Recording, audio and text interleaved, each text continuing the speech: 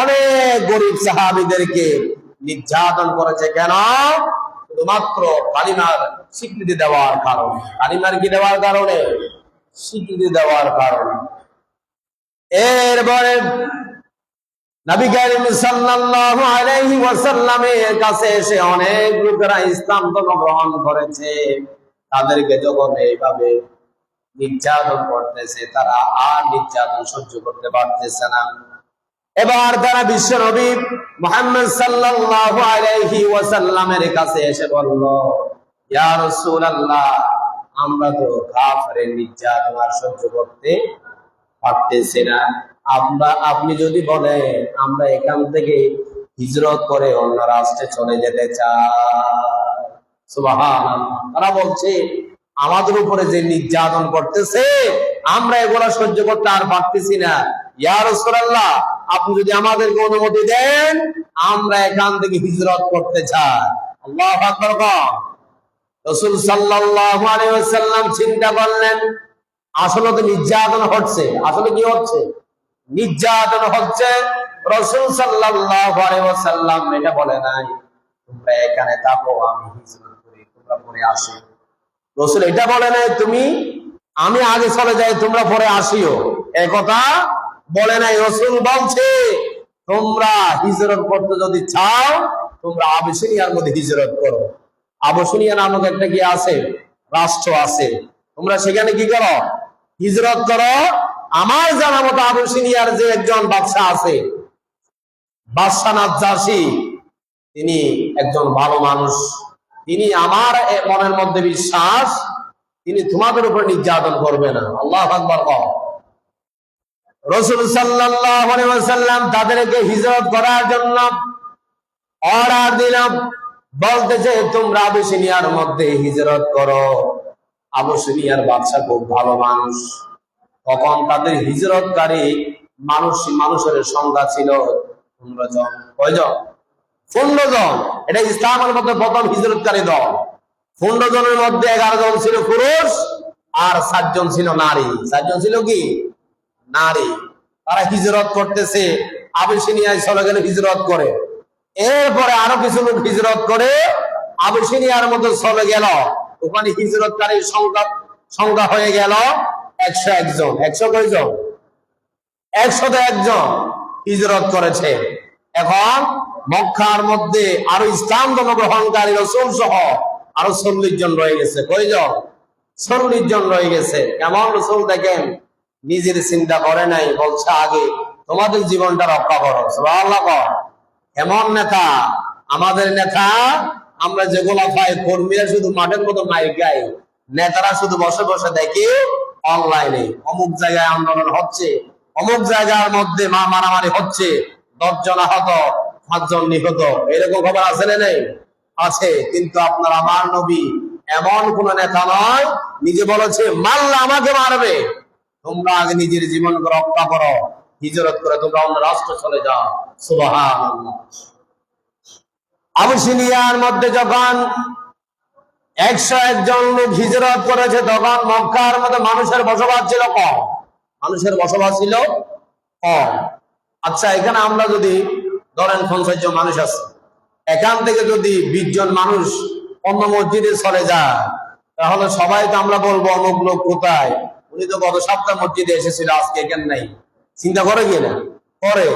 তো এখন যখন 101 জন লোক, অল্প মানুষ বসবাস করতো, সেখান থেকে চলে গিয়েছে, আরো কিছু তাদের যে পার্শ্ববর্তী প্রতিবেশী আছে, তারা চিন্তা করতেছে অমুক ব্যক্তিকে দেখা যাচ্ছে না, অমুক লোককে দেখা যাচ্ছে না, কালকে তো কথা বললাম, তার জন্য আমার থেকে অনেক খরান করতেছে। এরকম লোক আছে না? নাই? আছে। এখন মক্কা থেকে 101 জন লোক হিজরত করার কারণে ওখানে লোক কমে গেছে। কি গেছে? কমে গেছে। এবার তাদের মধ্যে কারো কারো মায়া হচ্ছে, এই লোকগুলা কোথায় গেল, এই লোকগুলা কোথায় গেল। তাদের অনেকের মনের ভিতর মায়া হচ্ছে। পরবর্তীতে যাদের মায়া হয়েছিল তারা নাকি আবার ইসলাম ধর্ম গ্রহণ করেছে। সুবহানাল্লাহ।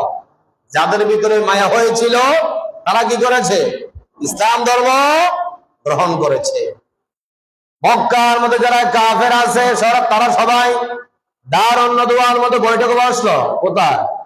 দারুন নদওয়া এখানে হচ্ছে পরামর্শ করে, এটাকে সংসদ বলা হয়। কি বলা হয়? সংসদ। এখানে যে কোনো আইন পাশ করা হয়, এটাকে বলা হয় দারুন নদওয়া। দারুন নদওয়ার মধ্যে সবাই বসলো। বসার পরে তারা দুইজন লোকের একটা প্রতিনিধি দল খবর পেয়েছে ওই লোকগুলা আবিসিনিয়ার মধ্যে হিজরত করেছে। এখন তাদেরকে আমাদের ফিরিয়ে আনতে হবে। কি আনতে হবে? ফিরিয়ে আনতে হবে। দুইজন লোককে সেখানে পাঠানোর জন্য প্রস্তুত করেছে। একজন হচ্ছে আমর ইবনুল আস। আমর ইবনুল আস তিনি তখন কাফের ছিলেন, পরবর্তীতে তিনি আবার কালিমা পড়ে ইসলাম ধর্ম গ্রহণ করেছেন। সুবহানাল্লাহ। এরপরে আরেকজন হচ্ছে আবু জেহেলের ছোট ভাই। আবু জেহেলের ছোট ভাই। দুইজন লোককে প্রতিনিধি বানায়া মোটা অঙ্কের কিছু হাদিয়া দিয়া তাদেরকে পাঠিয়েছে কোথায়? আবিসিনিয়ার মধ্যে। কোথায়? আবিসিনিয়ার মধ্যে পাঠিয়েছে ওই 101 জন লোককে ফিরিয়ে আনার জন্য। ওই দুইজন প্রতিনিধি দল আবিসিনিয়ার মধ্যে চলে এলাম। যাওয়ার পরে আবিসিনিয়ার বাদশার সাথে দেখা করলো। বাদশাহ নাজ্জাশীর সাথে দেখা করলো। বাদশাহ নাজ্জাশীকে বলেছে, ও বাদশাহ নাজ্জাশী, প্রথমে তাদেরকে নিজের পরিচয় দিল। আমরা মক্কা থেকে এসেছি, আমার নাম অমুক, ওনার নাম অমুক, আমরা এসেছি আপনার রাষ্ট্রের মধ্যে। এই জন্য আগে যে ঘুষ যেগুলা নিয়েছে, হাদিয়া যেগুলা, এগুলা হচ্ছে ঘুষ। এগুলা কি? ঘুষ। ঘুষ দিয়ে বাদশাহ নাজ্জাশী থেকে ওই লোকগুলা কি আনবে? ফিরিয়ে আনবে। বাদশাহ নাজ্জাশীর টেবিলের মধ্যে ঘুষগুলা রাখলো। রাখার পর বলছে, বাদশাহ নাজ্জাশী, আমার এই মক্কা থেকে আপনার এই রাষ্ট্রের মধ্যে 101 জন লোক এখানে তারা হিজরত করে চলে এসেছে। আপনি একটু কষ্ট করে তাদেরকে ডেকে নিয়ে আমাদের কাছে তাদেরকে পাঠিয়ে দেন আমাদের রাষ্ট্রের মধ্যে। এই লোকগুলা তেমন ভালো না, আমাদের রাষ্ট্রের বদনাম করার পরে এখানে চলে এসেছে, আবার আপনার রাষ্ট্রের বদনাম করে অন্য জায়গায় চলে যাবে। নাউজুবিল্লাহ। এবার বাদশাহ নাজ্জাশী আসলে 101 জন লোকের খোঁজ খবর আগে জানতেন না। তিনি এবার অর্ডার দিল, আমার রাষ্ট্রের মধ্যে মক্কা থেকে যারা 101 জন লোক হিজরত করে এসেছ, আমার রাজপ্রাসাদে তোমরা হাজির হও। কি হও? হাজির হও। 24 ঘন্টার মধ্যে তারা হাজির হয়ে গেলাম। 100 কয়জন? একজন লোক। বাদশাহ নাজ্জাশীর কাছে এসে তারা একেবারে সুগরের মধ্যে একেবারে টলমল করতেছে পানি, তারা কান্না করতেছে। অনেক কষ্ট করে মক্কা থেকে কষ্ট পেয়ে তারা আবিসিনিয়ার মধ্যে চলে এলো। সেখানেও দেখা যাচ্ছে তাদেরকে ভালো থাকতে দিচ্ছে না। মক্কার লোকেরা তাদেরকে ঘুষ নিয়ে আবারও ফিরিয়ে আনার জন্য চেষ্টা করতেছে, ভালোর জন্য নাকি খারাপের জন্য, তাদেরকে নির্যাতন করার জন্য। এবার বাদশাহ নাজ্জাশী এই লোক দুই লোকের কথাও শুনলেন, ওই 101 জন লোকের কথাও শুনলেন। 101 জন লোকের মধ্যে যিনি লিডার ছিলেন তিনি হচ্ছে হযরতে জাফর, আবু তালেবের সন্তান হযরতে জাফর। জাফর ছিলেন 101 জন লোকের লিডার। তিনি সবার পক্ষ থেকে কথা বলতেছেন। হযরতে জাফর বলতেছেন, ও বাদশাহ নাজ্জাশী, আপনাকে এই দুই লোক যে কথাগুলো বলছে সম্পূর্ণ মিথ্যা কথা। সম্পূর্ণ কি কথা? মিথ্যা কথা। আমরা যখন মক্কায় ছিলাম আমাদেরকে এরা অনেক নির্যাতন করেছে। কেন নির্যাতন করেছিল? একমাত্র আপনার মুহাম্মদের হাতে হাত থেকে ইসলামের যে কালিমা আছে সেটা গ্রহণ করেছি, এই জন্য তারা আমাদেরকে অনেক নির্যাতন গুলার চালিয়েছে। আমরা সহ্য করতে না পেরে আপনার রাষ্ট্রের মধ্যে এসে আমরা আশ্রয় গ্রহণ করেছি। সুবহানাল্লাহ। বাদশাহ নাজ্জাশী তাদের কথা শুনে বাদশাহ নাজ্জাশীর একটু মায়া হলো। কি হলো? মায়া হলো। হযরতে জাফর পবিত্র কোরআন থেকে সূরা মারইয়ামের 2-3টা আয়াত তেলাওয়াত করে শুনিয়ে দিলেন। আল্লাহু আকবার। আরো মায়া হবে। হযরতে জাফর যখন কোরআনে কারীমের আরেকটা আয়াত তেলাওয়াত করে ওই বাদশাহ নাজ্জাশীকে শোনালো। আরবের ভাষা হচ্ছে আরবি, তারা আরবি ভাষার মধ্যে পারদর্শী। আমরা কোরআন তেলাওয়াত করলে হয়তো আপনারা বুঝেন না, অর্থও জানেন না। আর আরবের অধিবাসীরা যেহেতু আরবি ভাষাভাষী, তারা আরবি ভাষার পারদর্শী, তাদেরকে কোরআন তেলাওয়াত করে তারা তো অর্থে বুঝবে, ঠিক কিনা? বাদশাহ নাজ্জাশীকে যখন হযরতে জাফর কোরআন থেকে তেলাওয়াত করে শোনালেন, বাদশাহ নাজ্জাশী দুই চোখের পানি, তার দুই চোখের পানি টপ টপ করে পড়তেছে আর শুনতেছে। বাদশাহ নাজ্জাশী জাফরকে বলতেছে, ও জাফর, তোমার তেলাওয়াত আমি শুনেছি, আর বলিও না, এবার থামো। এবার কি করো? এবার থামো।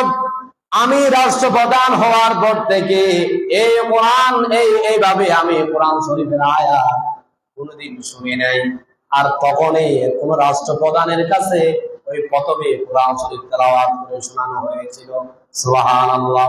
এর আগে কোরআন শরীফের তেলাওয়াত কোন রাষ্ট্রপ্রধানকে তেলাওয়াত করে শোনানো হয় নাই।